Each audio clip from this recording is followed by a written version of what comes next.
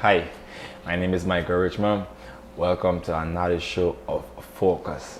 Today, with myself, I have a very special young man, one who uses his time and effort to craft words so that he could touch, people in the form of poetry. One of my most famous, poets, uh, Mr. Julian Kuchteyu, he said a poet is a liar who actually speaks the truth. So with me here today is Mr. Nikhil Sankar, who is going to go in depth also. He will be participating in the poetry competition, which is slated for this Saturday, the Mashmani Poetry Competition.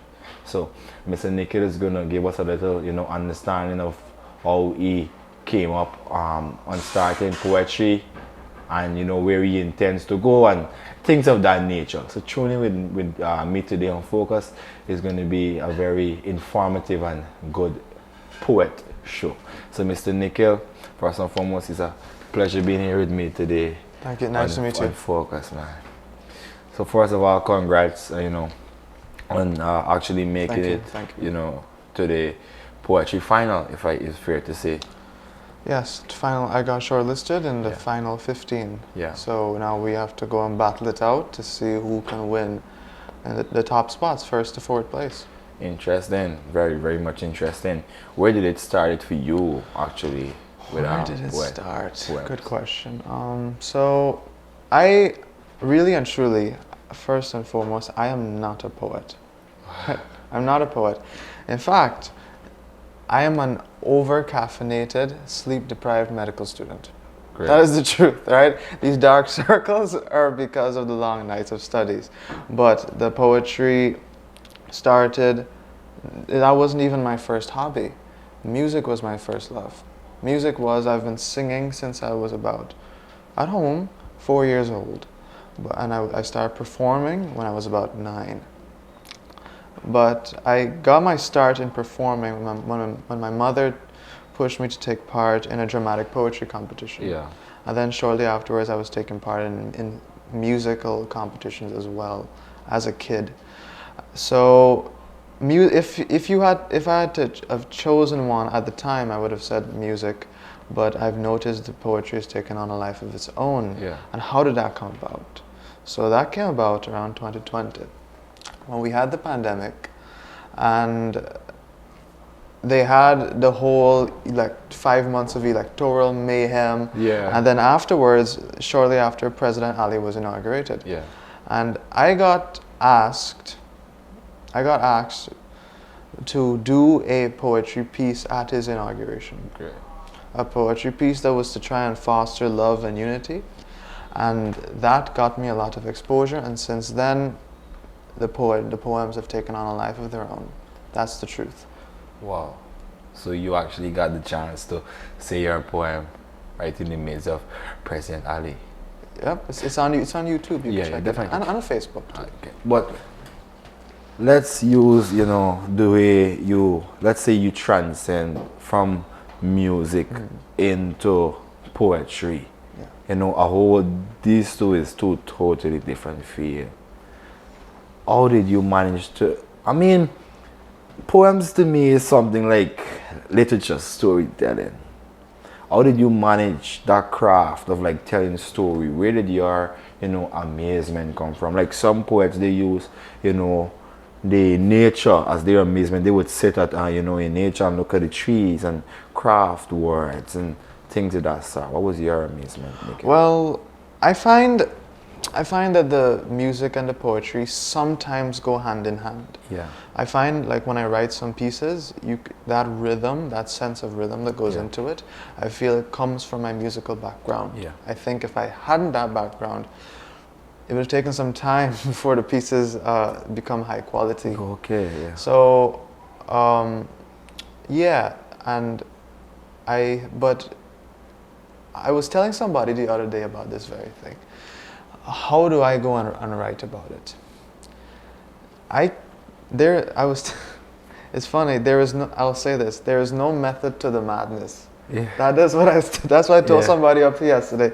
There is no method to this madness because there is no method Yeah. as to how I write these poetry pieces. Because a lot of them come on impulse. It hits me, the line hits me, and I have to go rush and scribble it down. Oh.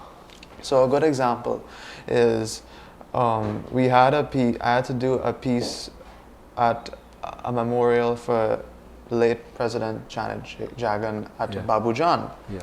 And I was asked at the last minute to do a poetry performance in tribute.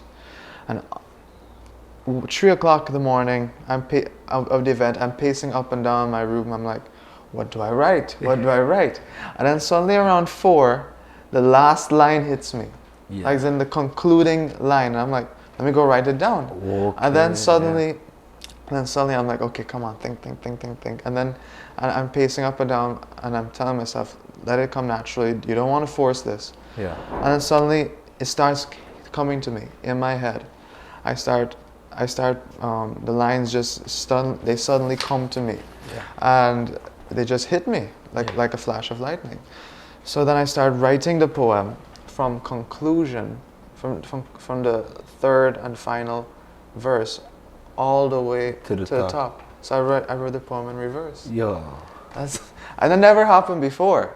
There's It's very definitely unorthodox. no method. And no method. And so then like another time I believe I would have started in the middle verse for another poetry piece. And then I was like, okay, I got this good middle verse.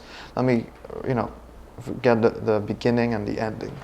So that's what happens too. So it's really, really unorthodox, spontaneous. There is no real method to this. It just hits me. I write on impulse. I like to, when I try to talk about who I would, if I were to compare my style to anybody, I would not compare it to any poet. I would compare it to more the late painter Vincent van Gogh. Okay. If you probably know of him. Yeah. Probably. No, he used to. Not too sure. Yeah. What he used to do was he would paint on impulse, and he would do these. He's one of the greatest painters who ever lived, who ever walked this earth. Yeah. And the thing about he too, there was no method to his madness. He would just get an impulse, and he would go quickly start painting. Yeah. And painters, they would sit down and take a long time to go, and they pay attention to the brush and with the brush and everything. But this guy would rush his paintings because he would just get an impulse, and he did not want he did not want to forget what came to him, and he would do it. Great. So as a result, he was able to produce a very large amount of paintings within a short amount of time. So that is who I would compare myself to, because like him, there is no real method to how I go about writing this. There's none. And that really and truly is what it is. But I would say that over time you do get better. Yeah. Over time, like I've noticed from when I started writing to seriously when I was about 18 to now, and you could see the progression and maturity in the work. Yeah. You can see it right there. You can, when I started off, I didn't really have a sense of rhythm on a lock. Yeah. But now if you look at my pieces, you would see it's present there. And I would incorporate more literary techniques. And more to that, when I say there's no real method to this, I would sometimes, my writing would be of any type. There are different types of poetry. Yeah. They got free verse, they have rhyming. That's the thing. Sometimes I would go and do a free verse. It would just come to me, I would write it. Other times I would do something that rhymes. Then the other day, a little soliloquy came to me, the style varies. I would say there's an extreme diversity to the work that comes. And I credit that to, that's why I would tell people my poetry is punk rock poetry. I tell them that punk rock poetry because it's really loose. It's so informal, and I don't really follow the rules when I go and put out these pieces. Yeah. I just follow my heart and whatever hits me, Yeah. whatever impulse hits me, and and it could be on any theme. Like you're holding a piece that I have here One on of the Luzignan yeah, massacre, yeah. and the piece that I submitted that got me into the finals was on it, for the Guyana Prize, was more along the lines of promoting hope as well as touching a bit on mental health. Powerful. So it could be, if so, it would touch those themes, promote mental health, just pushing peace. So I would write pieces on unity, some on social issues. I really find that as a young person, this writing can be a way of me getting out what I want to say on things that are on my mind in a way that can reach out and to a large cross section of people. But you see, I spoke to Jalen a few moments ago, and this is something that I actually alluded to, because I told him that there's a lot of young people, some of them are stuck within their rooms. Some of them are even stuck within the confinement of society, that they just need something that they could just have a pen and a paper and they could write what's on their mind. And that's why I recently learned about the terror grips, terror grips the land. That piece, that piece by you. Massacre, and it just came over to me. I was nowhere near that scene, but the words, the way everything was punctuated, and the way these words are in line, is like I could like literally read this, and like a clear image of what occurred that night would just like come to me. I was like, damn, like I can't believe these people actually went through this. So that's why I didn't know much about Nikhil, so I took it upon myself to do my own little in-depth analysis on who Nikhil is, because I was like, this is, a work of art for somebody that don't know much about, that Luzignan, that fateful night, So, I mean, it's really powerful, and I really want to read, just like the first stanza of this poem. I'd be honored. It goes by: cries of anguish grip the ear, sinister shadows dance across the land. The calm and quiet of 2 a.m. are no longer. Instead, permeating the loud noises are confusion, agony, and despair. Those last is like it's like the core of this whole first stanza. Confusion. We know what confusion brings. We know what's agony, and we know what's despair. It's just like a dark night. Everything has happened so fast, so quickly. So this is just, I think for me, I'm going to take it and have it somewhere there in my room. Like, no, I literally respect the work. You took your time and you did it. And this is a lot of things that myself recognize, that a lot of, young poets, aren't being recognized for, the effort and the time they take. Perhaps to you, this might be quick, but the moral of this piece is something powerful. So let's just go back into Soca Monarch now. Soca Monarch? Sorry. I'm Samuel Meadows. What? Let's go back into the poetry competition. Right.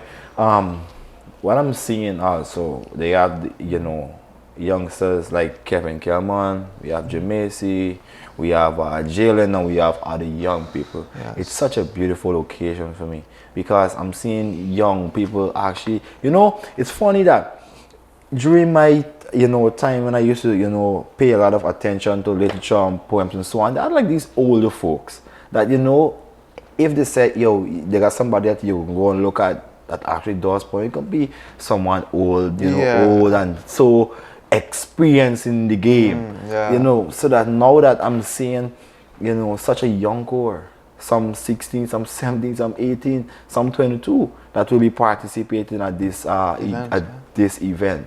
How do you feel, as a young person also, that you be competing against younger guys, some younger and some probably of the same age as you, young and vibrant also, especially in the the field of poetry? How do you feel about the younger folks? Well, we are the next generation of poets, and we are taking over. Yeah. That is the truth. That's the truth. That is the truth. So Yes, there was never a competition of this nature to my knowledge. Yeah. At least during my uh, little boy Yeah. days. So now the Guyana Prize for literature, they had that, but that I know. So initially, when it was around, and I knew of it, you had to submit like your book and submit your book manuscript. Yeah. And so I know it was discontinued for a large number of years. Yeah. And during that time, is somewhere around that time, I guess, during the end, that's when I got into writing. So this is the first big platform for us, Yeah. really, to put our art out there and to have it respected and to really make the splash that we want to make. So I think I met the people you spoke about just now, and all of us have something we want to say. Yeah. And we want to get it out, and we know that the really and truly only way to get it out is through this art. Yeah. Packaging it through poetry, putting it out there. It may not hit as hard in a normal speech Yeah. as it might do in a Yeah. verse, because really, like, sometimes I know we have a lot to say about social issues, and you want to put that feeling of trauma into the piece. You may not get that from a speech, but you can get that in a poem. That is the truth. And lastly, before we end such a wonderful interview with Nikhil, what would that advice be that you would give to someone that is probably in I don't want to use a dark space, but they're in like their room, and as you alluded to, the poem that actually got shortlisted was one of mental health, and this is such a major something that a lot of ministries and Ministry of Education, Ministry of Health in these spaces, they are trying to help and fight against, which is something very hard. Mental health happens every single day. It's just something I don't want to say that we can't control, but I mean it's just something sad. But we're creating avenues that we could help those who suffer with mental health and things of that nature. What would be your advice to someone that's sitting there that going through the worst of life, but just prefer to just use a pen and a paper to just put all the feelings into one and create a masterpiece? What would be your advice to such a young What would person? I say? I would say, one, listen to your heart. That is the most important thing you can do. And of course, trust your spirit. Trust your spirit. I tell everybody too, in addition to method to the madness, Yeah. there's no method to the madness. I view every piece I put out as an emanation of the soul. Yeah. Emanation of the soul. Sometimes it feels as though, I'm not thinking, my soul takes over and puts this out there.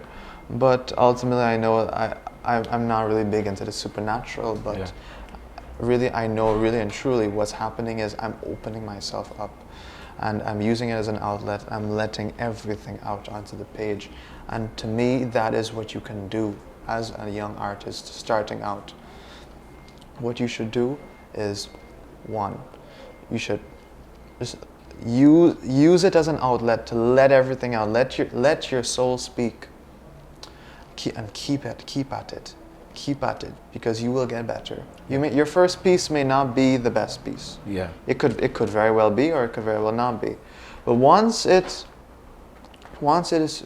true to you, once it's true to your very being, Yeah. you have a work of art right there, Yeah.